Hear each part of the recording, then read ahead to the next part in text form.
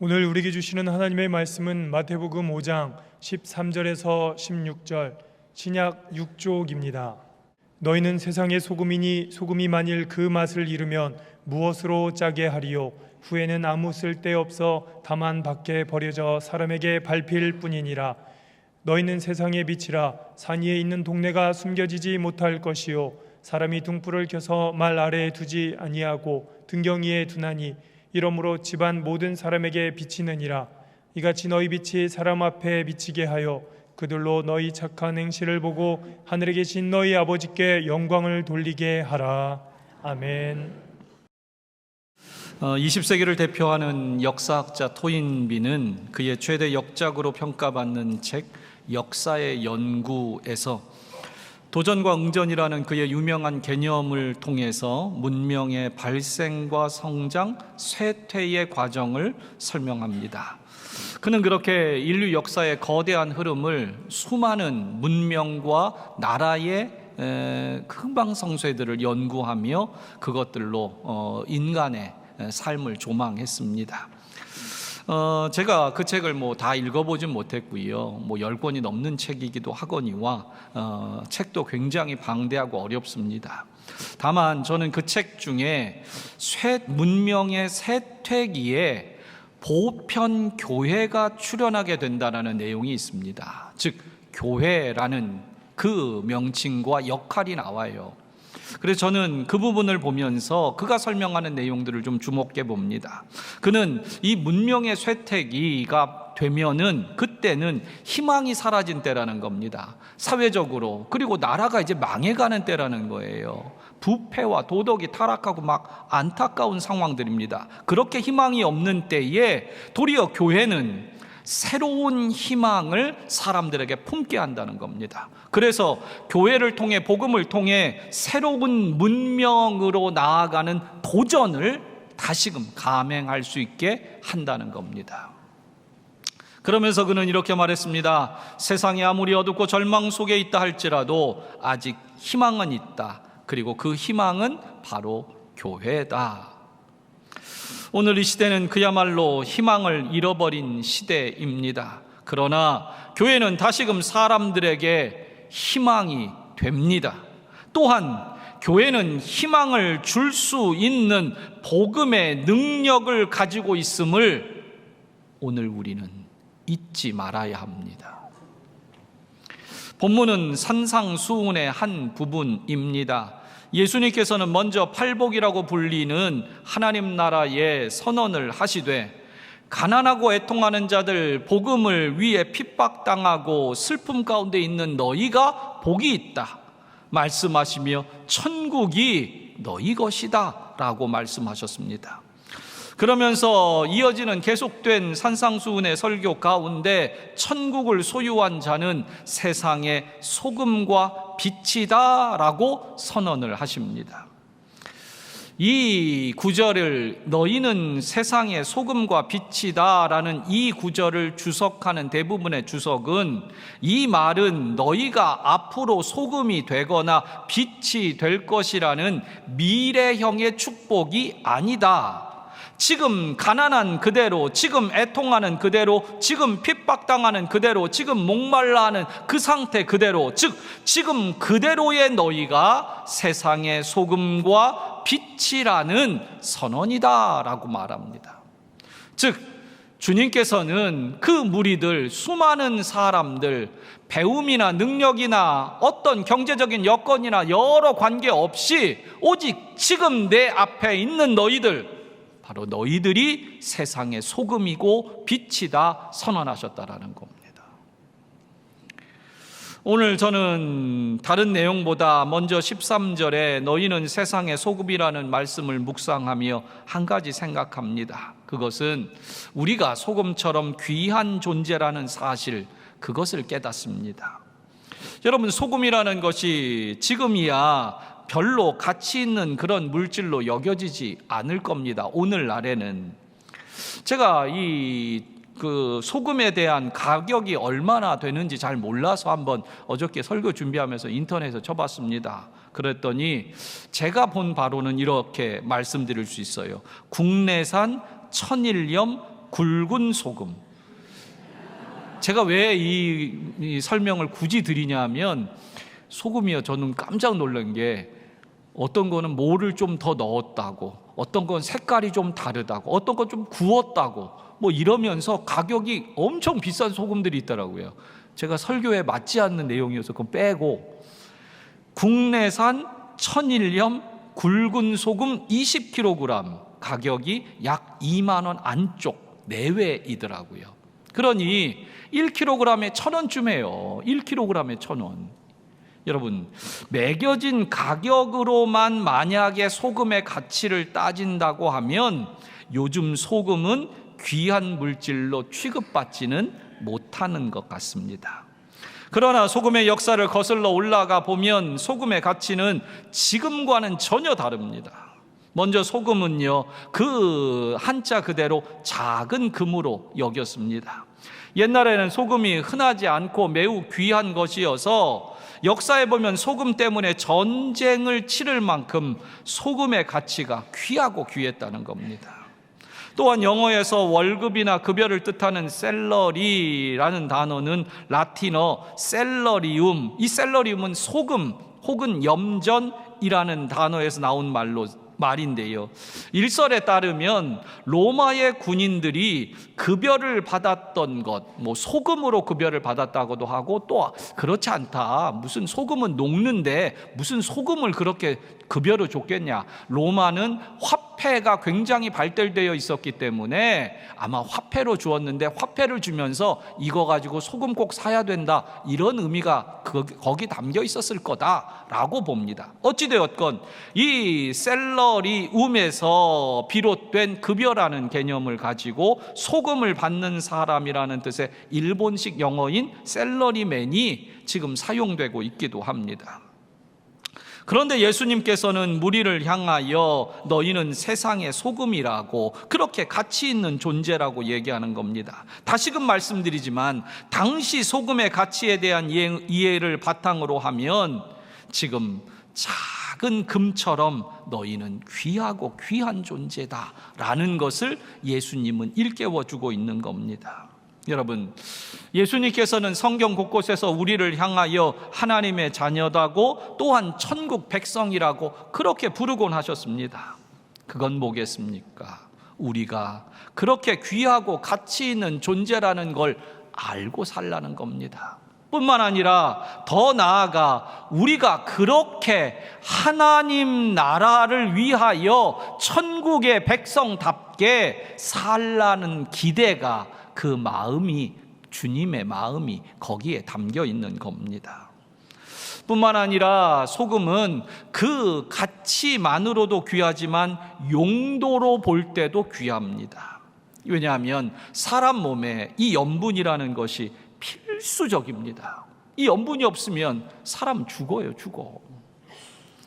세상적 기준으로 볼 때 가난하고 못 배우고 부족한 것이 많은 사람이어도 하나님의 말씀을 품고 천국을 소유한 사람은 그렇게 소금같이 세상에 꼭 필요하고 소중한 존재라는 것을 우리 가운데 일깨워 주는 것만 같습니다.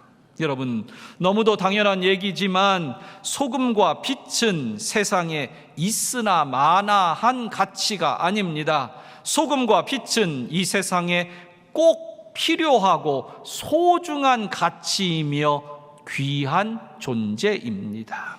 그런데 바로 예수님께서 우리를 향하여, 그곳에 있는 자들을 향하여 소금이다, 빛이다 말씀하고 계십니다.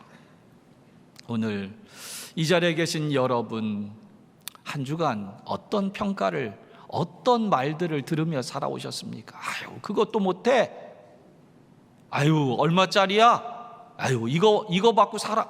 어쩌면 우리들은 수많은 평가로 평가절하되어 있다고 생각합니다. 그러나 세상은 우리를 평가절하할지라도 주님은 우리를 향하여 오늘 이 시간 말씀하십니다. 너희는 귀하고 귀한, 꼭 필요한 세상의 소금과 빛이야 라고 말씀하시는 겁니다.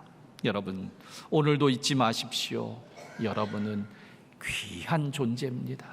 너무도 소중한 존재입니다. 하나님께서 주님께서 어떠한 기준으로도 평가하지 않고 그냥 있는 모습 그대로 여러분을 귀하다고, 그렇게 소금과 빛과 같다고 평가하십니다. 우리 여러분 좌우에 계신 분들에게 그 사실을 다시 한번 일깨워 주십시오. 당신은 귀한 사람입니다. 소중한 사람입니다.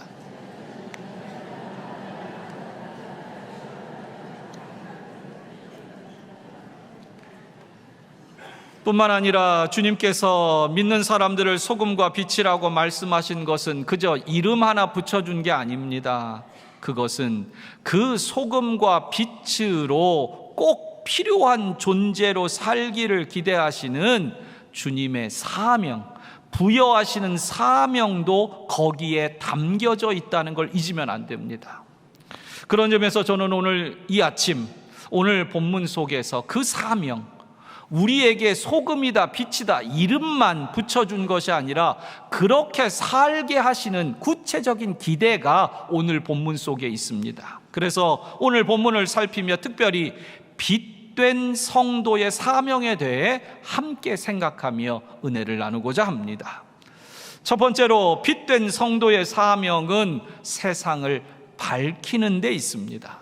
세상을 비추는 데 그 사명이 있습니다. 14절과 15절입니다. 너희는 세상의 빛이라. 산 위에 있는 동네가 숨겨지지 못할 것이요 사람이 등불을 켜서 말 아래 두지 아니하고 등경 위에 두나니 이러므로 집안 모든 사람에게 비치느니라.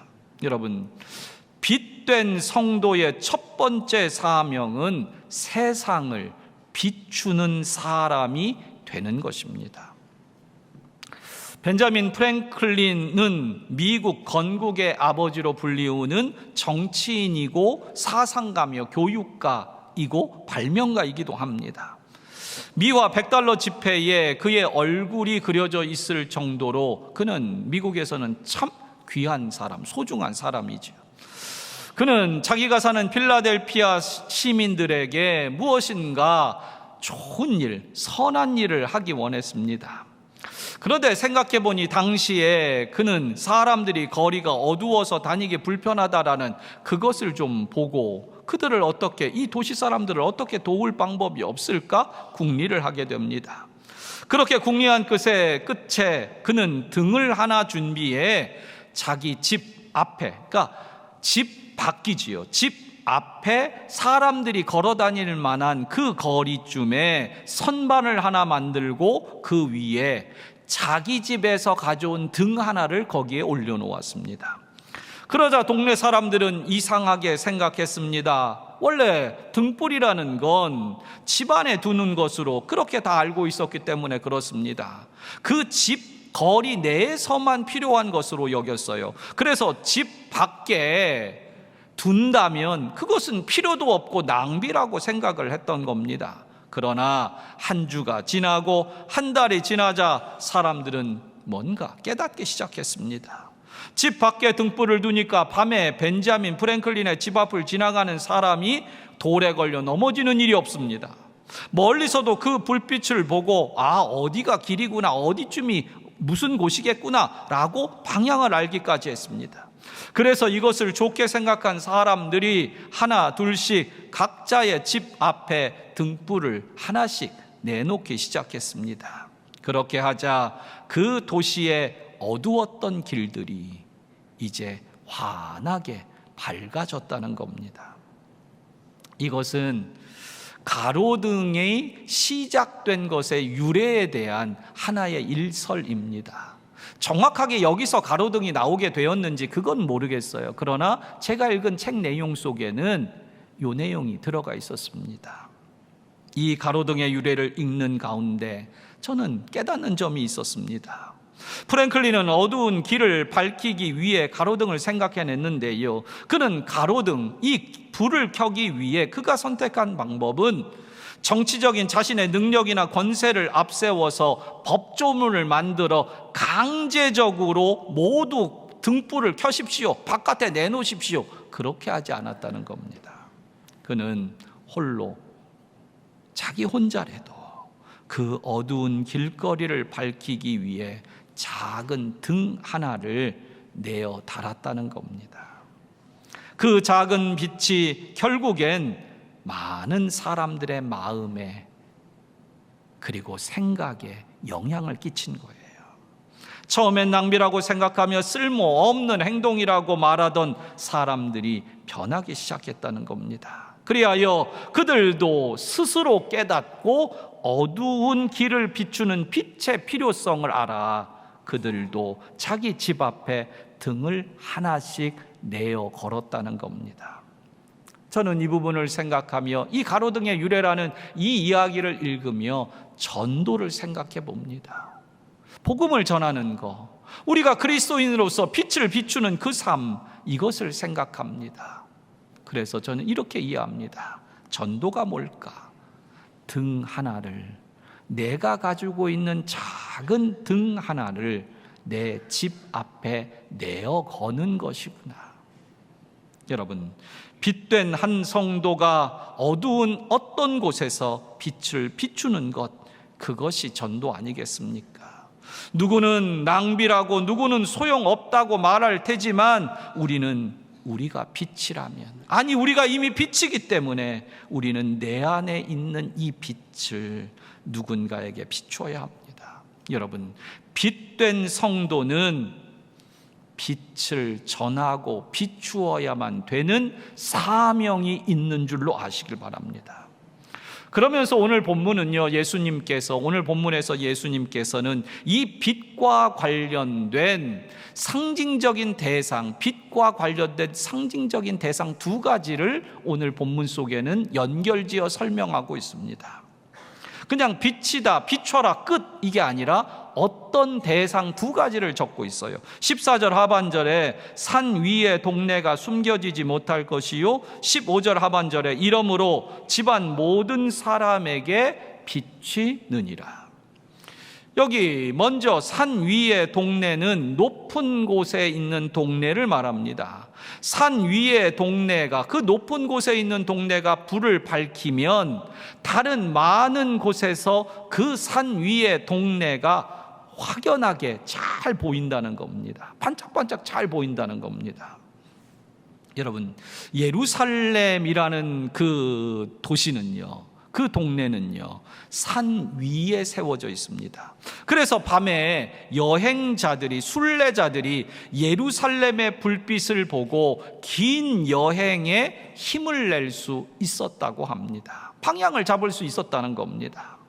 또한 오늘 본문에 집안 모든 사람에게 라고 되어 있습니다. 그런데 성경 주석가들은요, 여기 집안이라는 것에 주목합니다. 그리고 설명을 이렇게 합니다. 이 집안이라는 것은 복음을 믿지 못하는, 예수님을 믿지 못하는 유대인들에게 복음을 비추는 것이라고 해석을 합니다.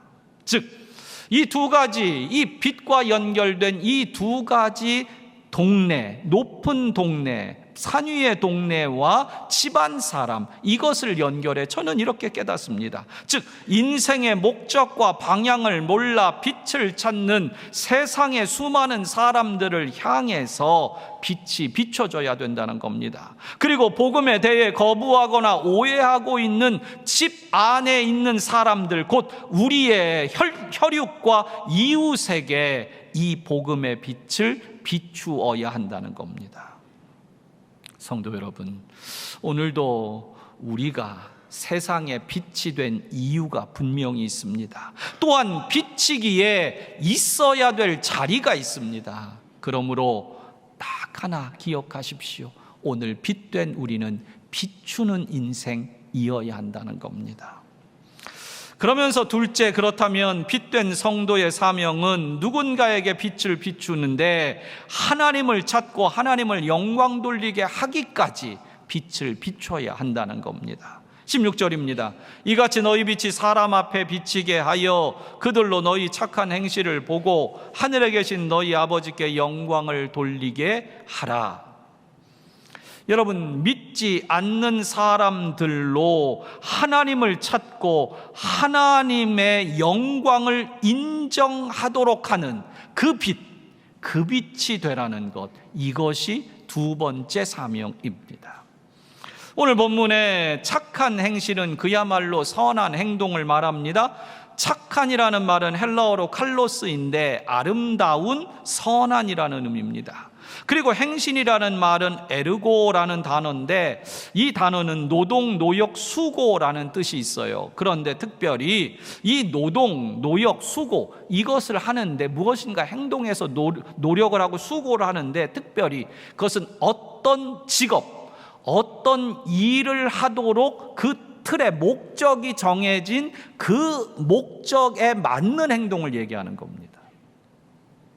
저는 이렇게 이해가 됐습니다. 착한 행실은 무엇이냐?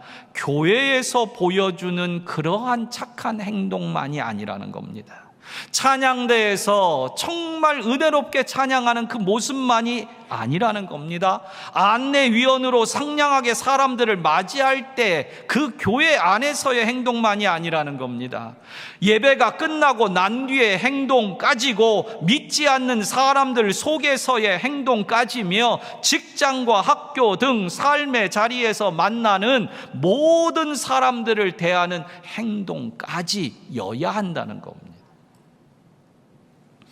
테레사 수녀가 한 번은 인도 벵갈 신학교에서 강연을 합니다. 그런데 강연이 끝난 즈음에 한 학생이 질문을 했습니다. 수녀님은 가난한 사람들에게 먹을 것을 공짜로 주시지 않습니까? 그렇게 공짜로 주니까 그 사람들을 버릇없게 만들고 있는 겁니다. 라고 말입니다.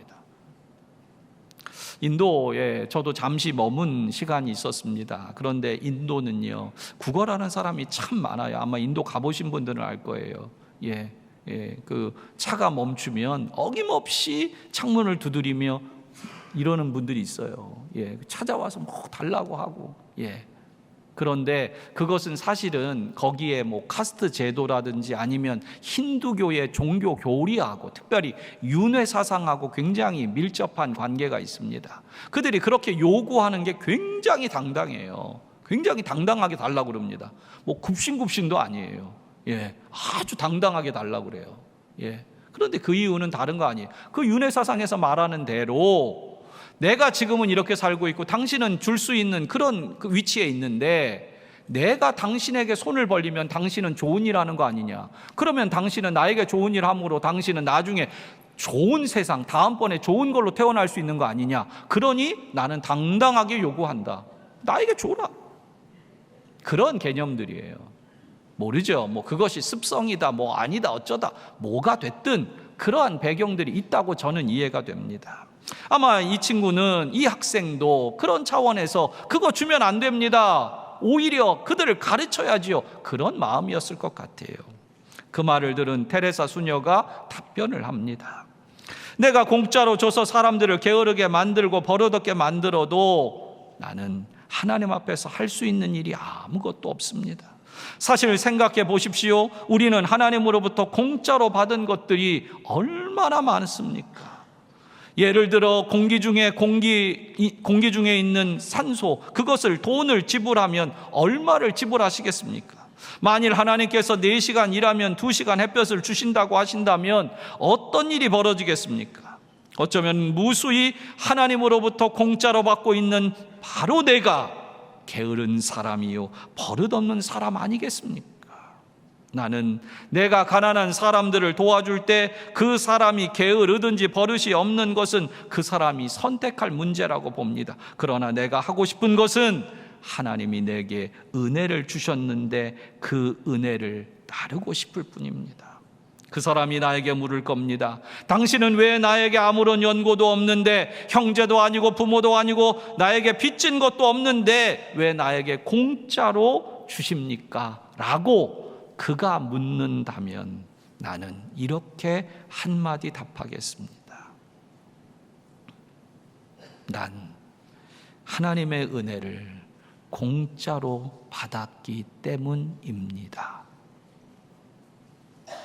성도 여러분, 우리는 왜 얼굴도 못 본 낯선 선교지를 위해 기도합니까? 왜 알지도 못한 그들을 위해 기도하고 헌금을 내고 눈물을 흘립니까? 왜 우리는 또 전도하고, 작년에도 전도했는데 왜 올해도 또 전도합니까? 어제도 전도했는데 왜 또 지금도 전도합니까? 왜 우리는 상처받고 낙심한 영혼들을 외면하지 않고 다시 또 찾아가고 끈질기게 그들을 권면하여 왜 교회로 이끌려고 합니까? 다른 이유 없습니다.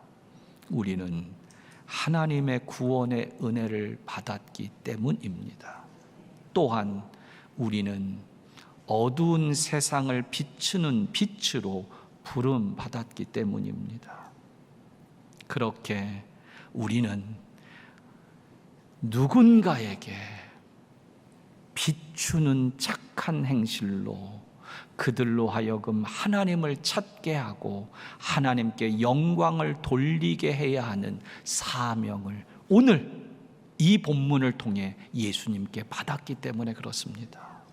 우리가 행하는 착한 행실은 내가 인정받기 위해서가 아니라 하나님께서 인정받도록 하기 위함입니다. 여러분, 이걸 잊으면 안 돼요. 사람들은요, 빛이 나는 일, 빛이 나는 자리를 좋아합니다. 그런 것 하기 즐겨해요. 그러나 정작 빛이 되는 일은 외면하는 것 같습니다. 칼 힐티는 말합니다. 당신은 단지 비치기만 하면 된다. 그러면 반드시 빛날 것이다. 여러분, 내가 빛이 되기만 하면, 내가 빛된 존재로 그렇게 있기만 하면 반드시 빛날 겁니다. 여러분, 오늘 내가 빛이라는 사실을 잊으면 안 됩니다. 더 나아가 내가 빛으로 사는 삶을 타협하거나 포기해서도 안 됩니다. 말씀을 맺겠습니다. 과거에 재밌게 본 의학 드라마 중에 낭만 닥터 김사부라는 제목의 드라마가 있습니다. 한석규 씨가 뭐 첫 1편, 2편 뭐 이렇게 2편까지 했던 것 같아요. 예. 그런데 그 중에 기억에 남는 대화 장면이 한 곳 있습니다. 거기에 나오는 패기 어린 젊은 의사가 이제 막 대들듯이 이 김사부에게 찾아와 묻는 겁니다. 선생님한테 직접 듣고 싶습니다. 선생님은 좋은 의사입니까? 아니면 최고의 의사입니까? 그러자 이 김사부가요, 그 한석규 씨가 그 배우를 했잖아요. 주인공이었는데 이 한석규 씨가 이 썩은 미소라고 그러죠. 썩소. 예. 아주 그냥 기도 안 찬다는 듯이 그렇게 확 하면서 반문을 합니다. 지금 여기 누워있는 환자한테 물어보면 어떤 쪽 의사를 원한다고 할 것 같냐? 젊은 의사가 답하지요. 최고의 의사를 원한다고 할 것 같습니다. 이 환자는 무조건 최고의 의사를 찾을 것 같습니다. 이때 김사부가 말합니다. 아니, 필요한 의사다. 지금 이 환자한테 절실히 필요한 거는 골절을 치료해 줄 OS 정형외과 의사야. 그래서 나는 내가 아는 모든 걸 총동원해서 이 환자한테 필요한 의사가 되려고 지금 노력 중이다. 답이 됐냐?